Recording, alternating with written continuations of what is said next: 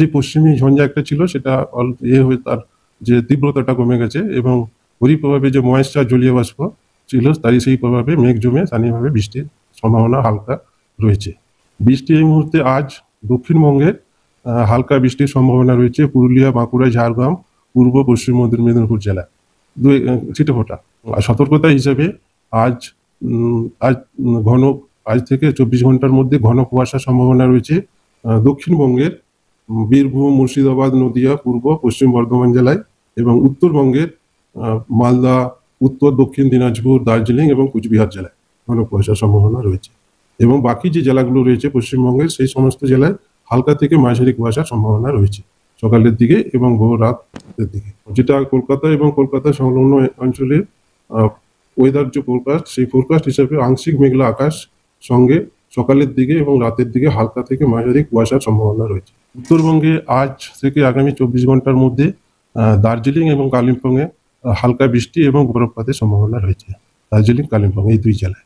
নমস্কার সম্মানী দর্শকবৃন্দ, বর্তমানে আবহাওয়ার আপডেট আপনাদের ওখানে দেখবেন আজকে থেকেও কিন্তু মেঘ দেখতে পাচ্ছেন না, কুয়াশা বা মেঘলা আকাশ বা কিছু কিছু জায়গায় কিন্তু সকালের দিকে গুড়ি গুড়ি বৃষ্টিও হয়েছিল। তো আবহাওয়া দপ্তরের যে বুলেটিন প্রকাশ করা হয়েছে সেই অনুপাতে 21/1/2024 তারিখে এখানে কিন্তু বৃষ্টিপাত দেখা যাচ্ছে দার্জিলিং, পুরুলিয়া, বাঁকুড়া, পশ্চিম মেদিনীপুর, ঝাড়গ্রাম, পূর্ব মেদিনীপুর, হাওড়া, কলকাতা, দক্ষিণ চব্বিশ পরগনা এই জেলাগুলি নিয়ে।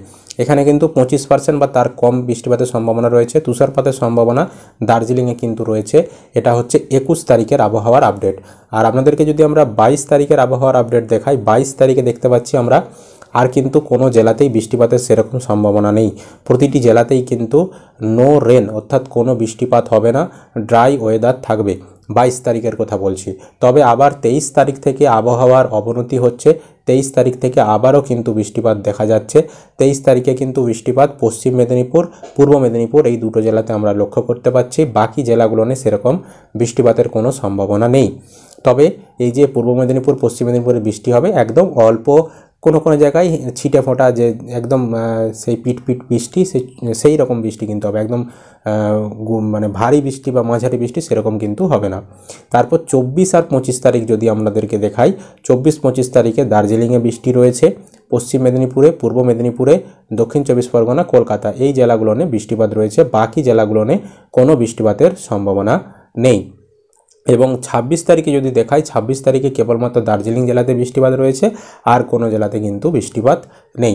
এটাই হচ্ছে লেটেস্ট আবহাওয়ার আপডেট। তবে কিন্তু সকালের দিকে কুয়াশা থাকবে এবং মেঘলা আকাশ কিন্তু থাকবে।